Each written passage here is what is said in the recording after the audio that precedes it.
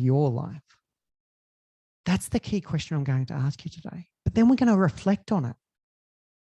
Many of you in the audience here today are either coaches already, or you want to be coaches into the future. And this question is deeper and more important than you might think, because it's not just about your life.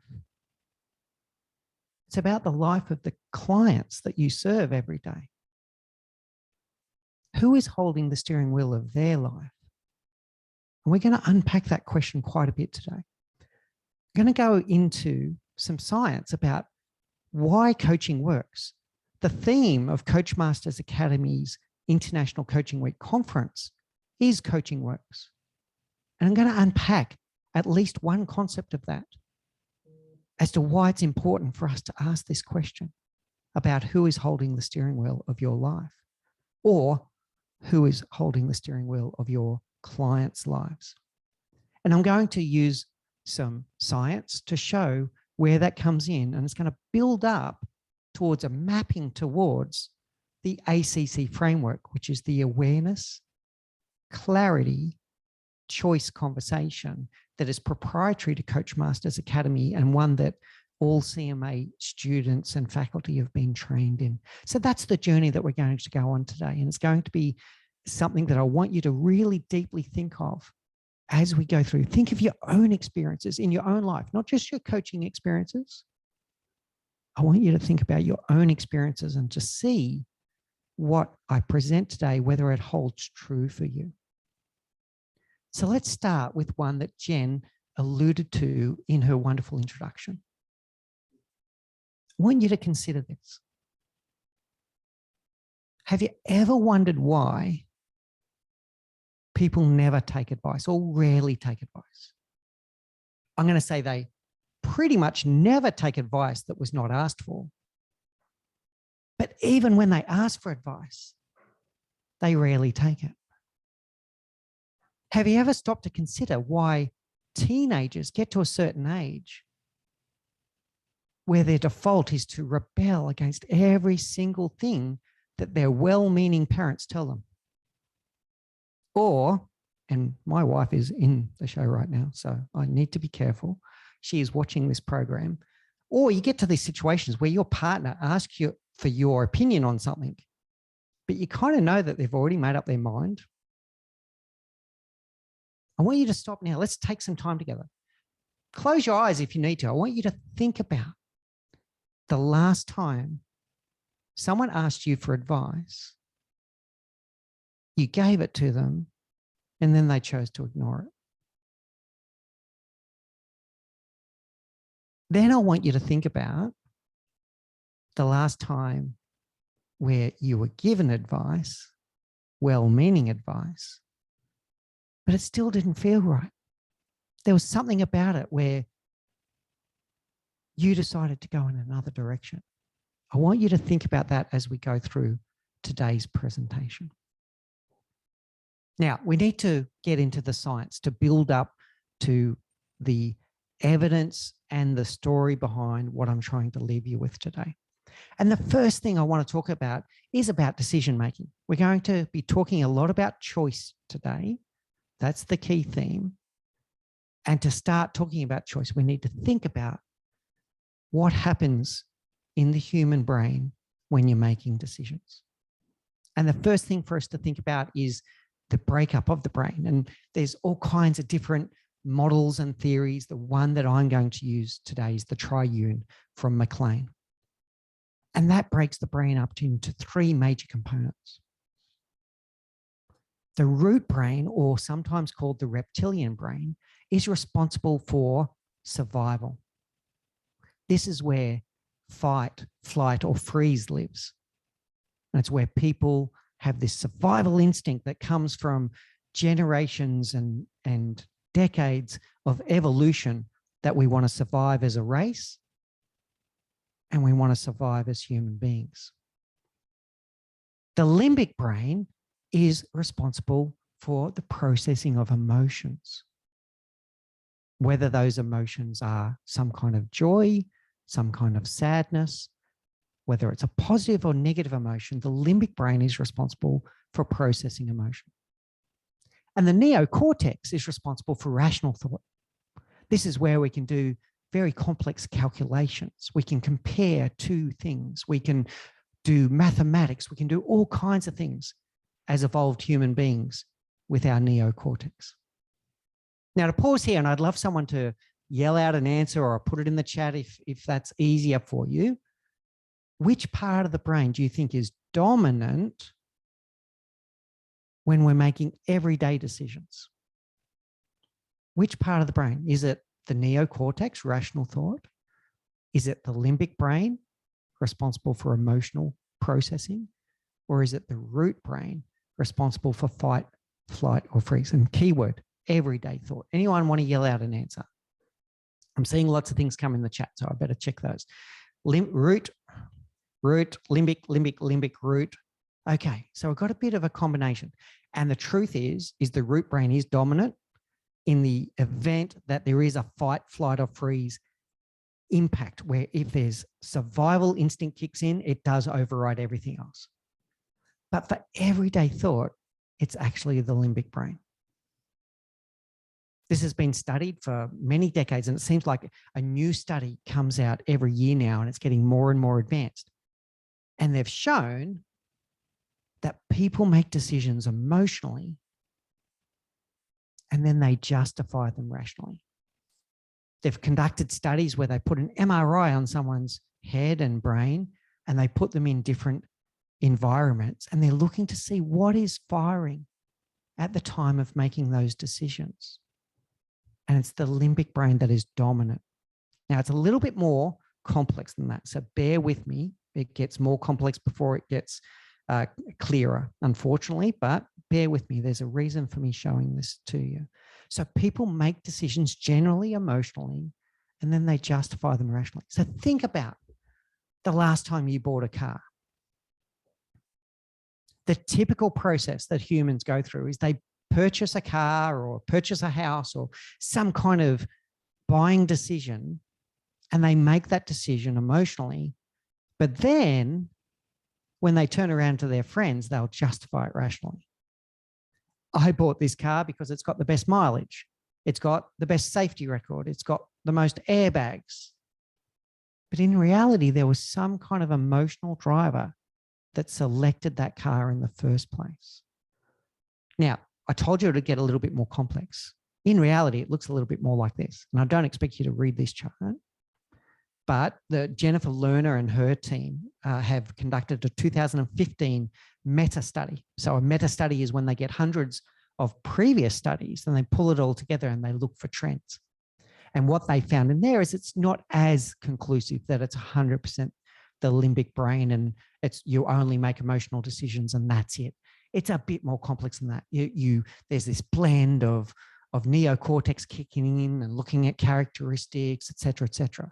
But overwhelmingly, the studies show that emotions constitute potent, pervasive, predictable, and then sometimes harmful and sometimes beneficial drivers of that decision making.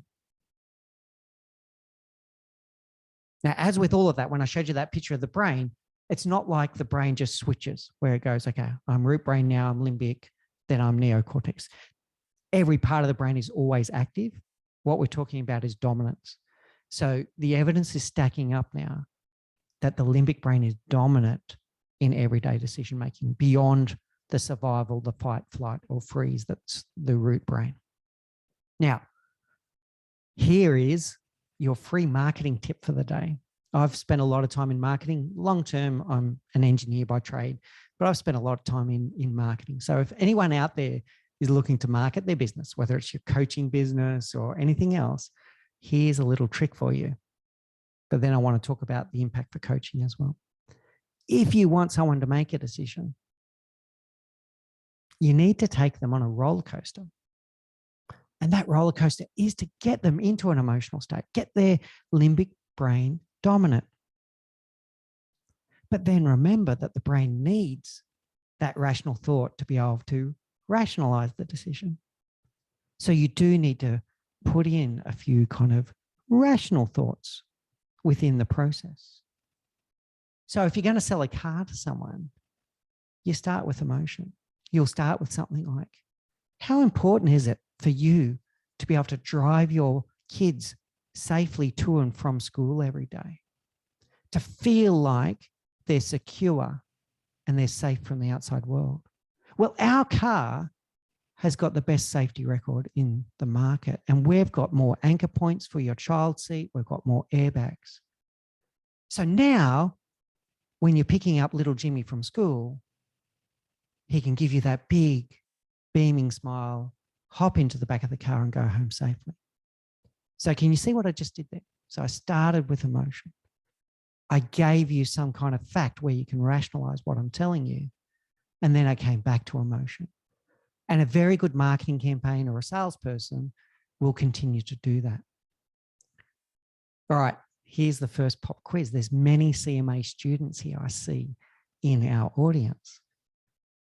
Is there anything there that makes you think about an ACC conversation, an awareness, clarity, choice conversation? Let's have a go at that. Anyone want to raise a hand and have a go at that? That's a tough question, by the way.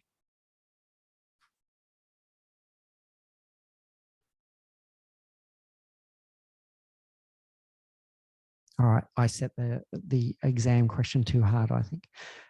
It's about the domains. So if we think about the domains that we are observing, we're not trying to manipulate, but we're observing different domains in our clients. We're looking to understand whether they're in the thinking domain, whether they're in the feeling domain or the doing domain. And this is a little bit of that. The brain does that. It's going to switch. It's going to go from a thinking domain to a feeling domain and back again. And it might switch over to a doing domain as well as you go along. So you're starting to see some little evidence in there that the ACC conversation is very much aligned to the science behind all of this. You'll also see on this chart that I said it's the perception of facts. In reality, they could be true. As long as you believe they're true, it has the same impact. So if someone tells you this has got 27 miles per gallon or whatever, it doesn't even have to be true as long as you believe it to be true, and it'll have the same impact. Now, who is William Glasser? Because that was the teaser of what I'm going to talk about today. I'm going to talk about Glasser. I'm going to talk about something else in a moment. I don't want to steal the thunder of the punchline in a moment, but William Glasser is a psychiatrist and a medical doctor, and he's actually best known outside the psychology and psychiatry industry for something that he didn't even build. So he's best known for this thing called Glasser's pyramid. And Glasser's pyramid talks about how people learn, talks about things like you remember 10% of what you read, 20% of what you hear, 30% of what you see with your own eyes, 50% of what you see and hear, 70% of what you discuss amongst yourself. What a great environment this is, where you can discuss amongst yourselves and share your own experiences.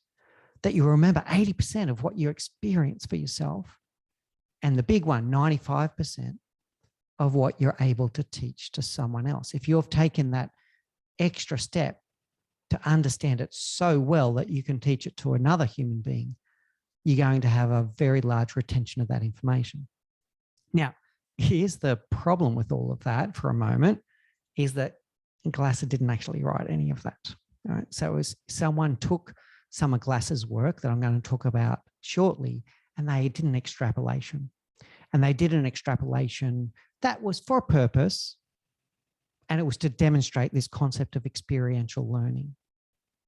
And I think this is really important in coaching for us to think about this, right? So this experiential learning, our clients are not going to remember things that we tell them. They're not going to remember things that they read. They're not going to remember things that they see, but they might remember things that they talk about. They might remember things that they do and experience for themselves. And they might remember something that they're able to teach to someone. And guess who that someone might be? It might be their coach. So getting them talking, getting them experiencing, getting them reflecting is going to tap into the experiential learning problem. Now, Glasser never wrote that, to be really clear. And I wanted to say that because his work is far more impactful than this pyramid. It's really good. This pyramid is interesting. Glasser's work is far more impactful than that. And I'll get to that in a moment. The interesting thing for me about the people that have looked into this work about the pyramid, which no one can find the original source of who drew it, by the way. They'll question things like, oh, the percentages are far too clean. How can it possibly be 10, 20, 30, 50, et cetera, et cetera? But all of the people that attack this pyramid, they all, and I wrote this, I know it's not a word, but I caught it from one of the people that really ripped the pyramid to shreds. There's a certain truthiness to it. There's a certain truthiness to it. All right, let's do a little experiment here, right? So who thinks, so just a quick show of hands, I can't see everyone's face, but quick show of hands, who believes that, you know, this has a certain truthiness to it, your own experiences? Yep, we're getting some hands raised, we're getting some virtual and physical hands raised. It does have a certain truthiness to it because you know yourself that you can read a book. Hopefully you're a leader now, what you'll all read that and you'll remember every word of that. But you'll read a book and 15 minutes later, you won't remember all of it. You'll have some takeaways, but you won't remember all of it. You'll have a conversation, you won't remember all of it. You'll remember what is convenient to remember whilst it's convenient to remember it. And then when it's not useful to you anymore, you won't remember it anymore. Whereas if you experience something for yourself, you discover it, you feel like you are the scientist that discovered the breakthrough moment, you never forget that. If you feel the emotion that comes along with that, you never forget that either. So, yeah, I'm afraid to say the pyramid has been debunked, but the truthiness of it sticks. And I think all of us can kind of understand that. Okay, so what did Glasser actually do? His breakthrough work is called choice theory. And I strongly encourage you all to look into this. It's really interesting. Now, it is a theory, and Ben will probably mention this at some point if he jumps on later. So keep in mind, this is not scientific study. This is theory, but it's theory that's had a lot of work put into it. Some of the essences of Glasser's choice theory talk about different kind of habits. They talk about caring habits, and they talk about deadly habits. Deadly habits are deadly for relationships. They're deadly for your mental health. They're things like complaining, nagging. Nagging is a deadly habit in Glasser's choice theory. All of these negative things that we do to each other and to ourselves, he calls them deadly habits. And then the caring habits are those other ones. They're supporting each other, listening to each other. These are all of his healthy habits. And his encouragement is that if every person in the world could ditch the deadly habits and pick up those healthy habits, that we'd have a much happier place. We would have Disneyland everywhere, the happiest place on earth. He goes further then. He goes deeper, and he talks about 5 fundamental needs that humans have got. Now, I'm sure many of you have heard Maslow's hierarchy of needs. It's not dissimilar to that.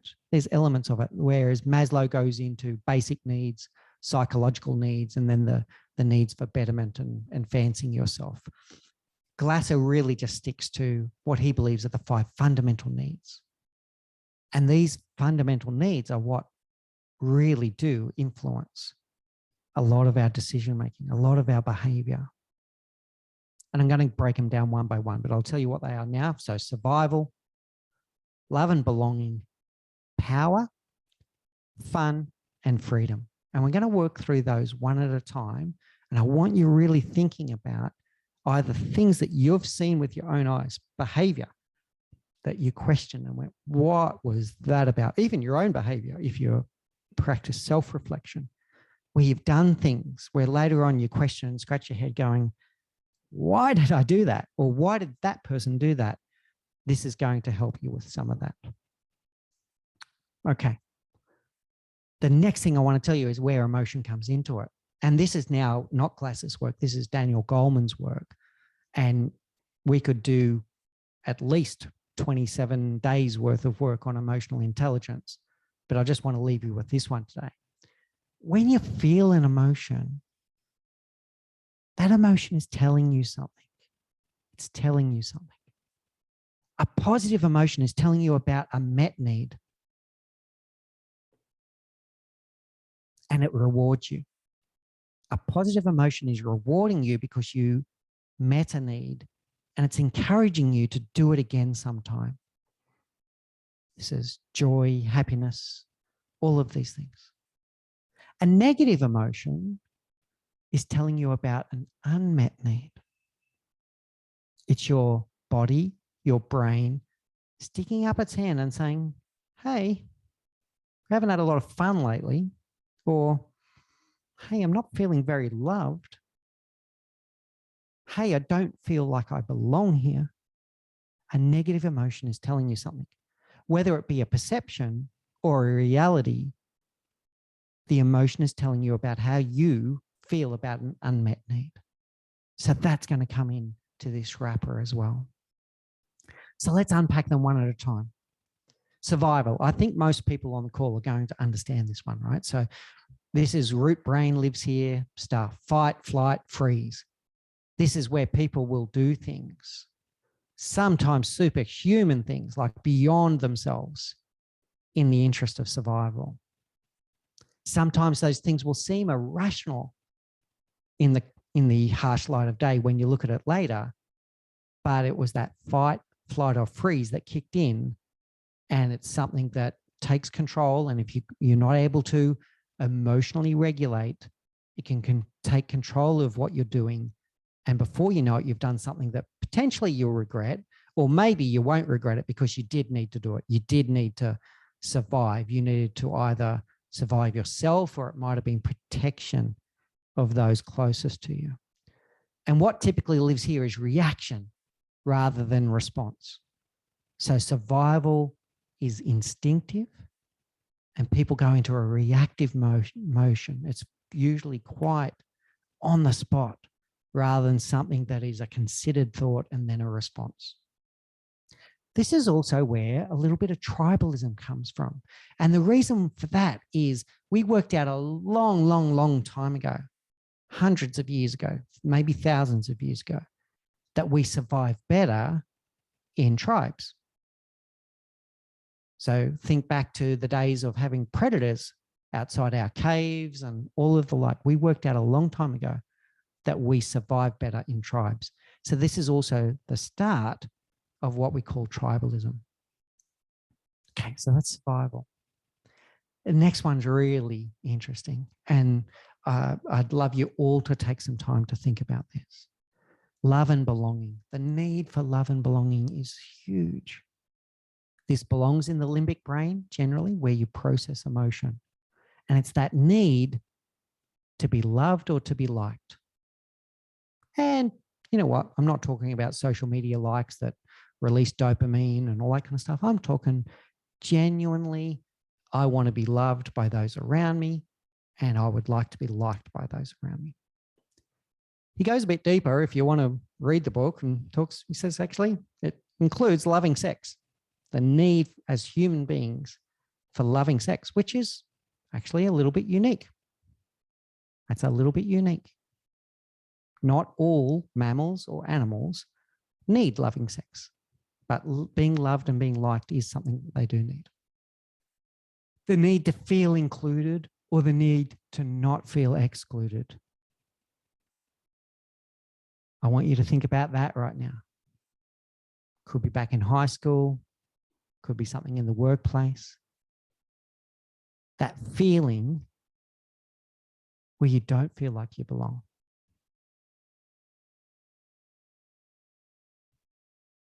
People are having in-jokes around you that you don't quite get. The cool kids are sitting over there in the schoolyard, whilst you're sitting over here eating your lunch by yourself. This is not just the place of the schoolyard. This happens in the workplace as well. So that feeling of exclusion. This is also where social conformity lives. So every CMA student, I'm sure, has heard of the ASH experiment, but perhaps some of our guests have not. So I'll talk a little bit about it. The ASH experiment happened back in the 1950s and has been repeated by psychologists on a regular basis since. What happens in the ASH experiment is that 6 participants in a study are in a room, but 5 of them are actors. And the other one is the actual subject of the study. And what happens is they get shown charts similar to the one that I'm showing here, where there'll be a red line marked X. And then to the right, there'll be 3 other lines. One that matches exactly the length of our X and the other 2 that are a different length.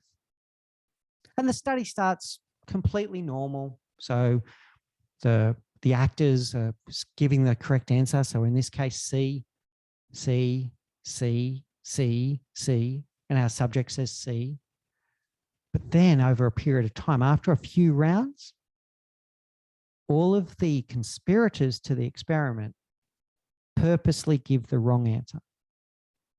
They'll go B, B, B, B, and it gets to our subject. And what does our subject do?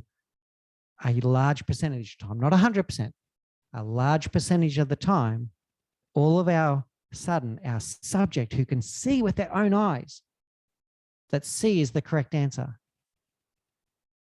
they say B.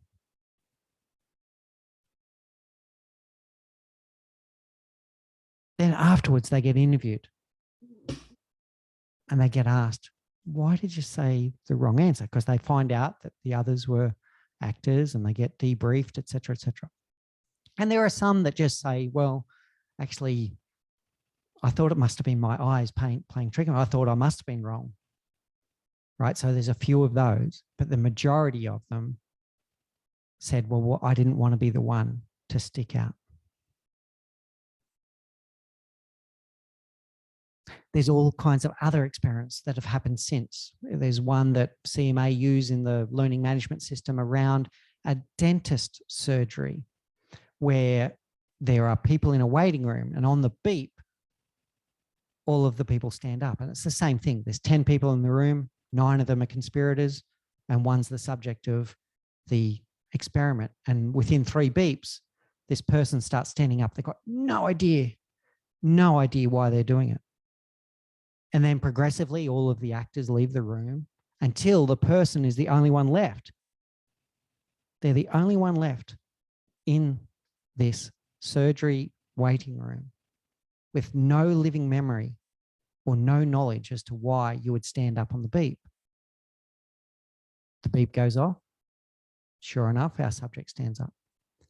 And then one by one, more subjects start coming into the room. Sure enough, they all start standing up and no one knows why.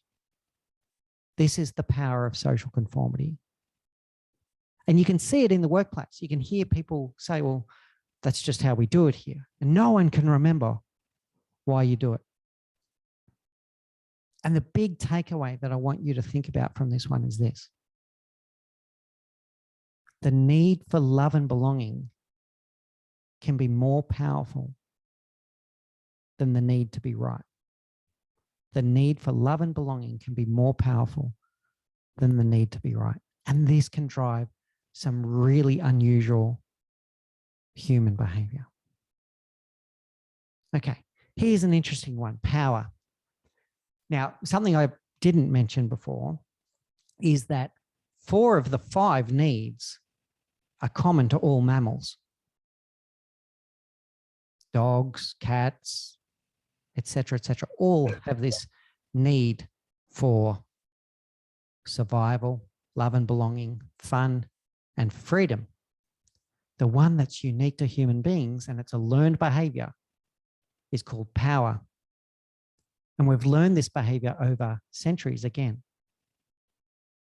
And there's a good side and a bad side to this.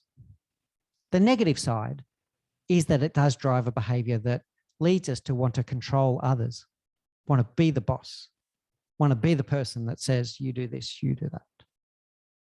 It drives us to want to win. Is that a positive? Is that a negative? Maybe a bit of both. It drives us towards wanting status, to be better than the person next to us. That's not necessarily an admirable trait, can be, sometimes not. Some of the more positive ones is it drives us to want purpose and meaning in what we do. To feel like that there is a meaning of life. And to feel that we individually on this planet are here for a reason and we have a purpose. It also drives the need to be respected, to be heard, to be valued, and to feel like we matter. So the power one seems like a negative, and there's certainly negative connotations with it. It's how wars are created. It's how conflict starts. It's how one-upmanship happens. There's all kinds of negative things that happen with this power need. But there are some positives around purpose and meaning and around wanting to matter. Next one is fun. And this is great. And sometimes we forget this, by the way. I'm guilty. Yeah, sometimes we forget this. I'm a very driven person. So sometimes you can forget to stop and smell the roses, all right? To seek out some of that pleasure. We talk about the 3 different lives, the pleasurable life and the good life and the meaningful life. And of course, we all want a meaningful life, but it is okay to seek pleasure from time to time and remember to have some fun, to be a bit irresponsible sometimes and just let go and be silly and sing karaoke and dance. It's okay. It's okay to admit that we need that. And the last one, and I put it last for a good reason, because it leads us to a crescendo around what all of this can mean in our coaching conversations, is freedom. This need for freedom can be broken down into 2 parts: the freedom of choice and free will. As human beings, we desire and need the freedom to feel like we are making the choices in our life. I'm a leadership coach. I talk about leadership all the time. Even when we choose, hear the words, even when we choose to follow a leader and do what they say, we have a need to feel like we made a conscious choice to follow that leader. Now, as a leader, you can really tap into this and take the power of this and realize that your best role as a leader is not to tell people what to do, but to inspire them into meaningful action because they wanted to do it, because they believe in the things that you believe. When you can inspire someone into meaningful action because they wanted to do it, they'll go well beyond just working for a paycheck. They will knock it out of the park. And that's about freedom of choice. The second part is freedom from oppression. And we can all picture big scales elements of this, oppressive governments around the world. But it can also happen on a minor scale. It could be that dominant family member. Could be situations around physical or verbal abuse in relationships. Everyone wants freedom from oppression. So to bring all of this together, and you can start picturing a steering wheel now. People want to have control of the steering wheel of their lives. They have a fundamental need to make choices themselves, not because someone else told them to do. They have a fundamental need to make choices over their life. They then want to feel empowered. They want to feel empowered to make those choices, and they actually want to take accountability for improving their lives. We sometimes talk about accountability, whether it be in the business place or or other things in our life, and we think that people shun accountability. But when it comes to our own lives and bettering our own lives, accountability is something that we actually crave. To take that control, to be a better person. Sometimes we need help to get there, but we want to feel that accountability. And this comes up in the ACC conversation as well. So here we go. So we've been through choice theory. We now understand that people want to make their own choices. They want to have the hands on the steering wheel of their life. How does all of that glasses choice theory, how does this possibly map to a coaching conversation? So here is Coach Master Academy's proprietary ACC conversation framework, elements of it. I just, if we put the entire thing on a chart, we would be here for the rest of the week, and I'd be teaching CMA core. So we're not going to do that tonight, but I wanted to pick out some of the key elements. Let's start with the name of it: awareness, clarity, choice. It's in the very name of this framework that we are looking to empower people to make choices about their own life. But we then have a framework and a process that helps us to do that as coaches. We create space for them and hold that space. We use our techniques and our questions to expand their mind so that they truly understand what's going on in their life. They understand the significance. They understand the impact. And they might even learn new things along the way, some new ways of thinking, to see themselves in their world in a new way that they hadn't previously considered. In clarity, what really matters and what's really going on, to uncover that gap. And we allow them to, keywords here, discover learning. We don't teach them. We use the framework and we use the process to enable them to discover learning. And then we hold space for them to design their own accountability. We don't hold them to account.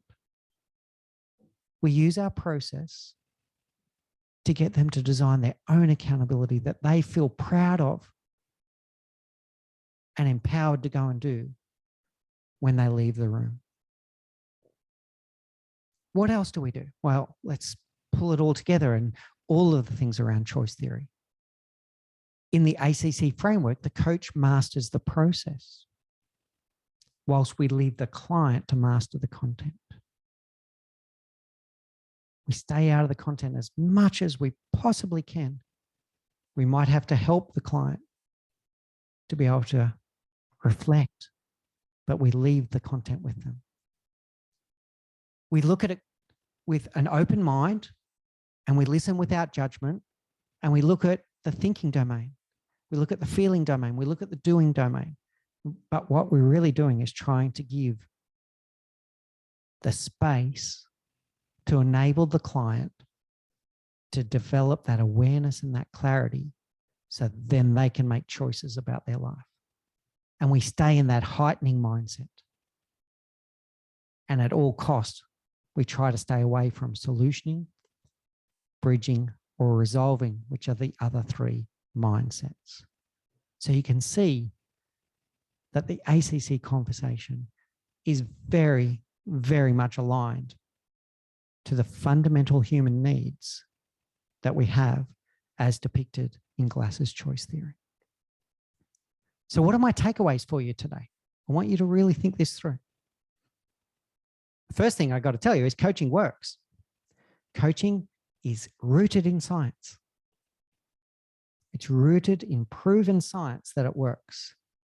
Yes, there's an art to it, and we've been talking a lot this week about what is the art of coaching, what is the science coaching, but it's rooted in science. And a great coach is artful at using that science, but it's rooted in science.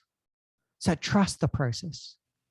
Trust the process is going to result in a better transformation for your client than any advice that you could ever give them or any teaching that you could ever give them if you trust the process. Listen without judgment. Pay attention, yes. Active listening, deep listening, but listen without judgment. Observe. When they're talking about their content and they're talking about the situation, which brain is active in those different types? What are they describing to you? Are there elements of root brain in there? Is it limbic brain? Is it neocortex? Not to judge that, just to know that. Just to know that. Listen to the situation that they're describing to you and start thinking, which of the 5 needs are at play here? Is this behavior that they talk about a reflection of survival? Is it a need for love and belonging? Is it a need that they don't feel valued, that they matter, that people are not treating them like they matter? Is it that they're just not having enough fun in their life? Or it could be that they don't feel enough freedom. They don't feel the freedom of choice, that they don't have their own hands on the steering wheel of their life. They might be feeling oppressed. Once again, oppression doesn't have to be some dictator at a country level. Oppression can happen in a relationship. It can be psychological oppression. It doesn't have to be physical. So what's going on with them? Doesn't mean that you're going to do a clinical diagnostic on them, but you're going to be thinking, is there something in this that they're telling us that's telling us about an unmet need? Are these emotions reflecting that unmet need? Then hold space for them so that they can explore it. Don't tell them the answer. Hold that space. Hold that space so they can get into the reflective space where the magic happens. And keep your advice monster at bay at all times. I stole that one from Michael Bungay-Stanier. I'm a big fan of his. He talks about your advice monster. Just keep it at bay. No one needs to see it. One thing I'd like you to consider, this one's a big one for me. This helps me greatly to put my advice monster at bay. Now, have a think about the introduction that Jen gave before. I've been in industry for 30 years. I've got a lot to share. It was a huge shock for me. I'm going to actually, I'll be really open here. When I first joined Coach Masters, I was skeptical. I was thinking, what do you mean people don't want to hear from me? I've got 30 years experience to share and no one wants to hear it. No, no one does want to hear it. It's not as impactful as letting them go on their own journey of discovery. So how do I get through that? I practice delayed gratification. I'm sure you've all heard of the marshmallow study where kids are told, here's 1 marshmallow, but if you don't eat it, later on you can get 3 marshmallows, et cetera, et cetera. That's delayed gratification. So what do I do when I get in coaching calls? And I've got bias. I've got bias, like you wouldn't believe.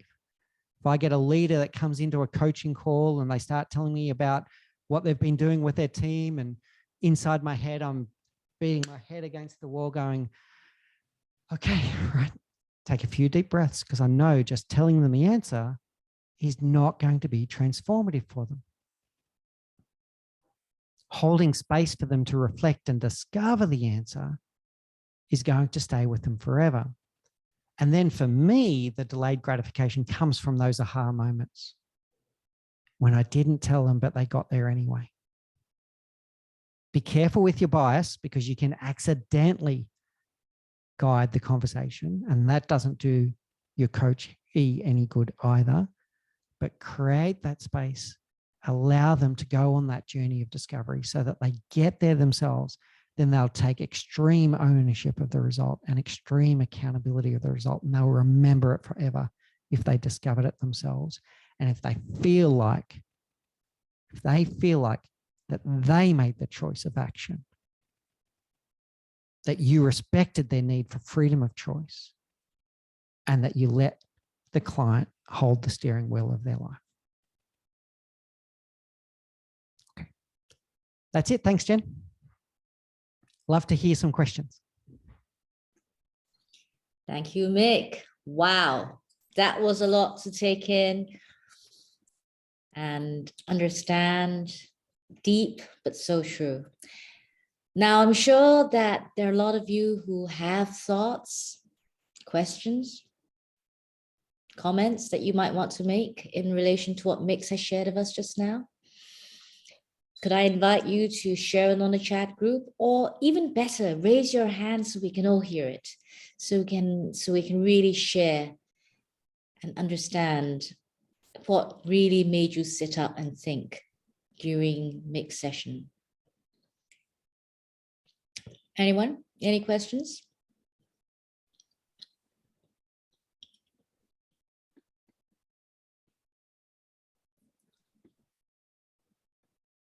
Yes, Ross, please. I think Irene had a hand up first. Oh, Irene, I apologize. Go ahead, Irene. Irene, go first. Too many people on this screen. Thanks, Ross, for pointing that out. Thank you very much, Mick. I mean, this is deep and insightful, and I had a lot of aha moments, and I'm going to share one of them. I work with clients who have suffered from trauma. And one of the things that hits me each time is the code of silence, especially when the trauma has happened in an environment where those who are responsible for care, who have the duty of care, have been the ones who perpetrated the atrocity. And when you talked about the power of social belonging, the power of being part of the tribe, being so much more at a higher level than being right and being correct, it gave me an aha moment. This is what is going on here.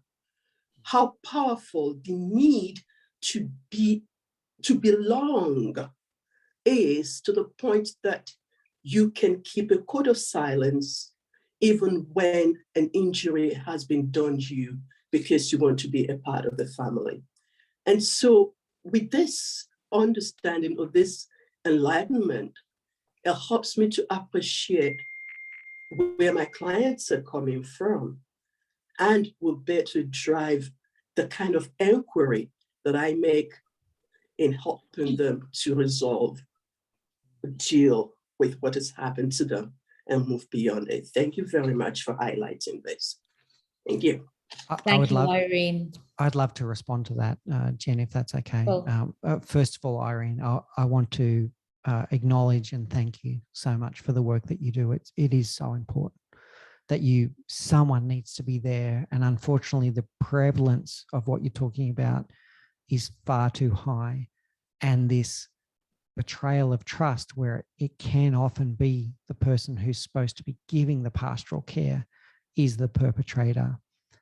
And not only does it trigger issues with love and belonging, sometimes it triggers, I don't know how to say it exactly, blaming themselves. They think that they are the ones that are in the wrong. Yeah. Thank you, Irene. Thank you. Thank you. Ross. You're on mute, Ross. Yeah. Here you go. Firstly, thank you, Irene. I think your reflection and comment makes my question a little bit deeper. Because I don't work with people with trauma, I work with leaders and people who've had experiences, but not at that depth.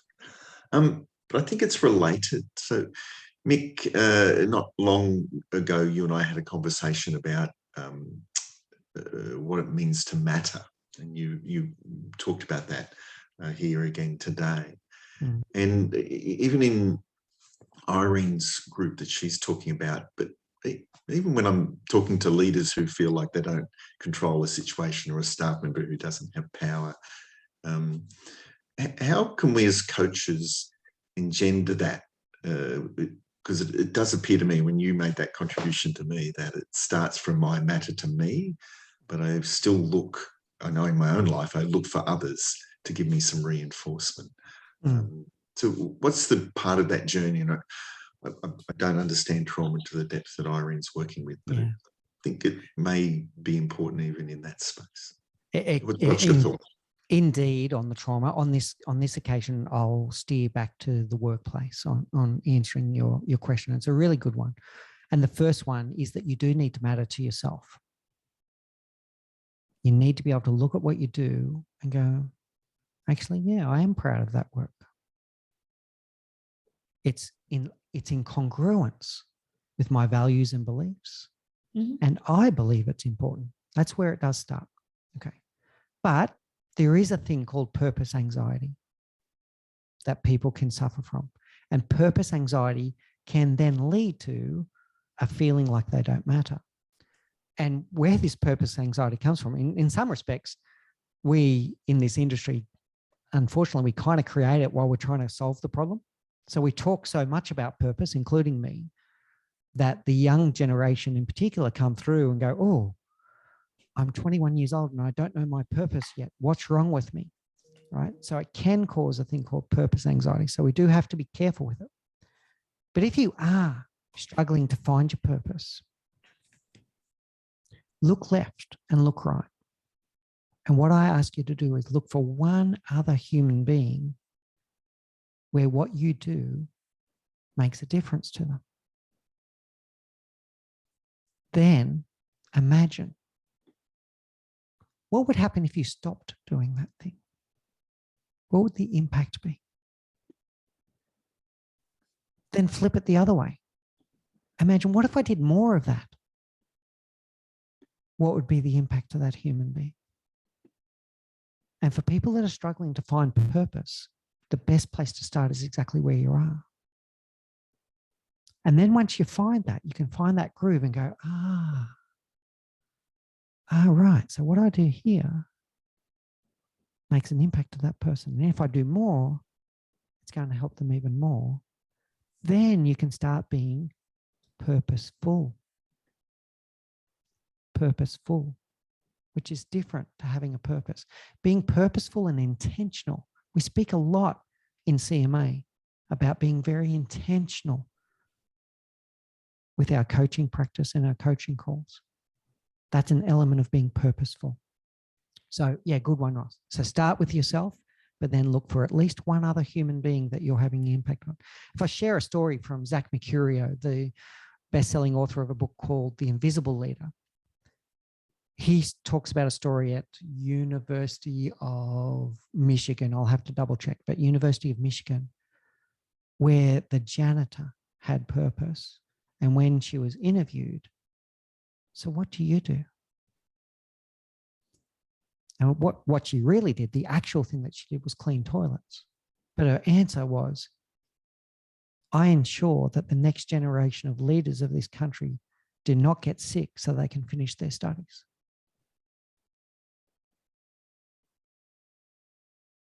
Okay. Thanks, Ross. Great question. Great to see you too, sir. That's beautiful, Mick. Do we have any other questions? Any comments? Any takeaways from what you feel you've gained from this particular session?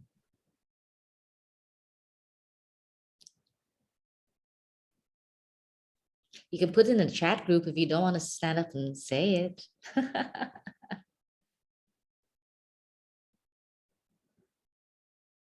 Noelle's got a hand up. Noelle, come on. Hello. Hello. Hi, Jen, and hi, Mick. Thank you so much. I've learned a lot just in this sharing just now. I have a question that I kind of want to seek your thoughts, Mick. I guess I've heard once before, and you've worked quite a lot in your capacity as a leader, as well as now with working with a lot of leaders. And I'm curious, I've heard this saying that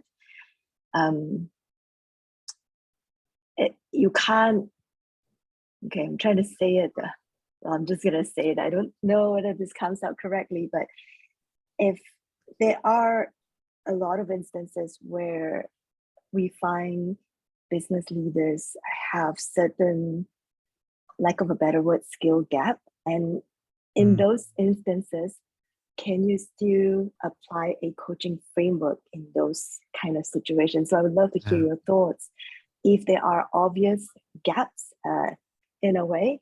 So that's kind of where I struggle sometimes as well. If you see and are those still, can you still apply the entire coaching framework in those instances? So share your thoughts. Yeah. That's a wonderful question. And I think the answer is yes, and it takes time and you need to be patient. And a lot of it relates to self-awareness. So let me say this. Horrible bosses do not turn up to work each day unless they've got some kind of level of mental illness. They do not turn up to work each day thinking that they're a horrible boss or wanting to be a horrible boss. It's usually a lack of self-awareness. They've got blind spots and they've got blank spots. If I can steal Ben's presentation from the other day, they've got blind spots, they've got blank spots, and they've got things that they haven't yet learned.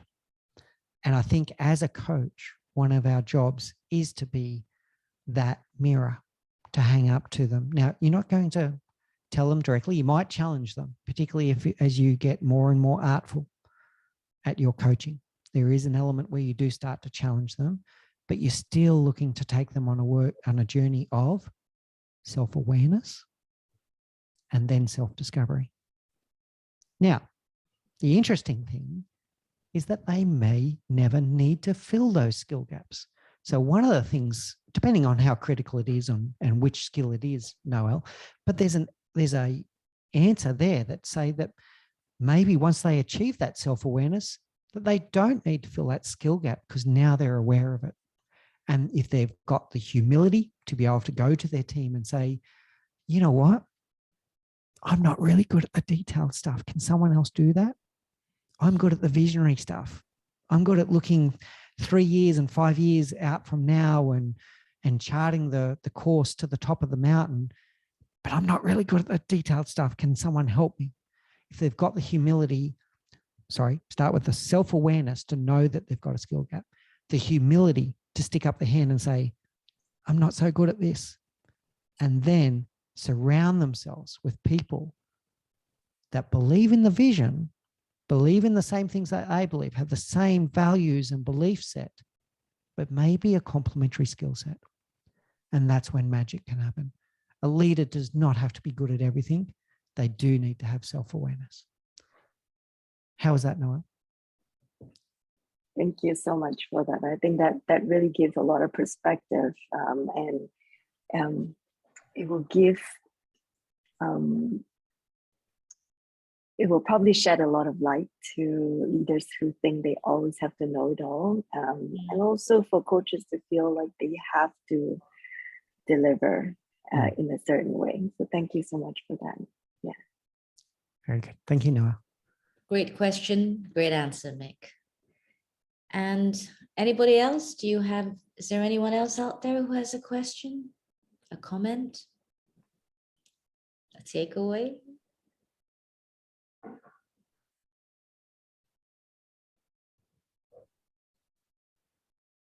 And just for the avoidance of doubt and to show some openness, transparency, and humility, when I said I spoke about a leader who's not good at the small details, that would be me.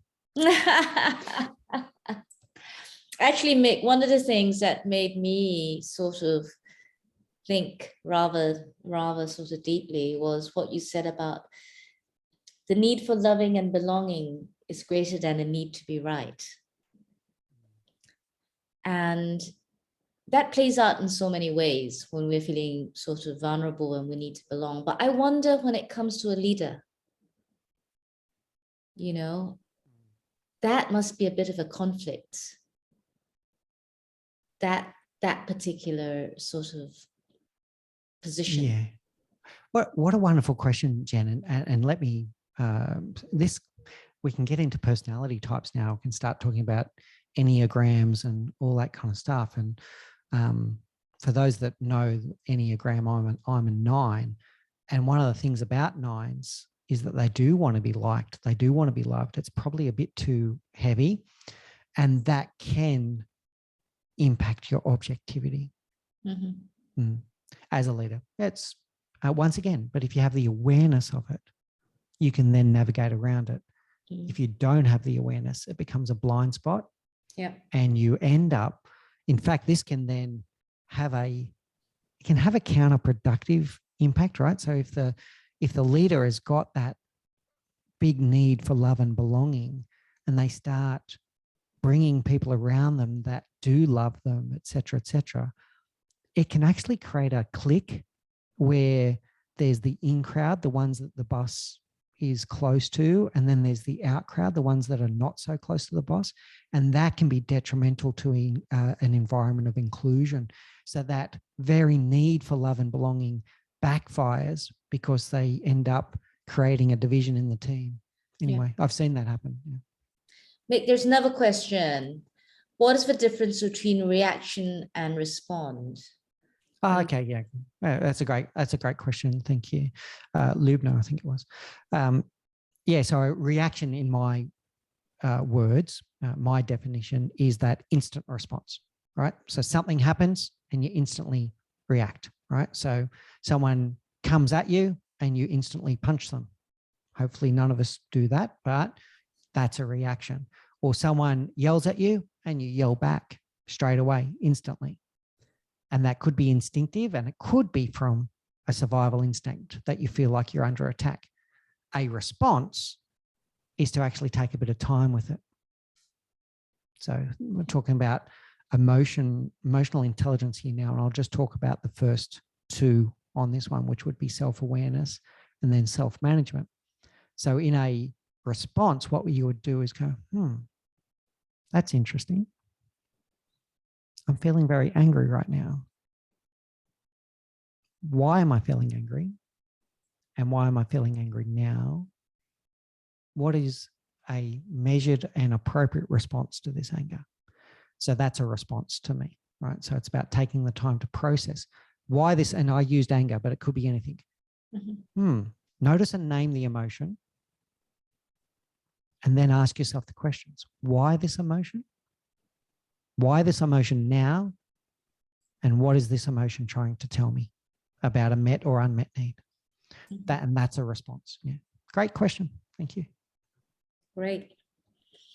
So shall we, looking at the time that we have here, could I ask for one more question at least before we call it a day, a morning, an evening, depending where you are in the world at the moment. Those in Australia, New Zealand, thank you for being with us. Yes, thank you, Ross. Are there any other questions? We have Mick here, so, one chance, come on. You can nab him how you can. We'll hold him back for you. Promise.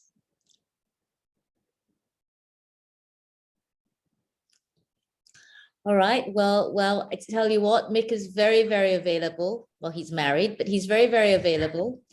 So, check in with him. And I know for a fact that he will be as generous with his knowledge as he does with his time. Thank you so much, everyone, for tuning in to today's session. We're deeply honored to have such great company. And I hope that you will have the time to attend the other sessions throughout the rest of the week. Thank you for being there with us, and have a good afternoon, morning, and evening wherever you are. Thank you for being here. Thank you so much, everyone. It was a great honor.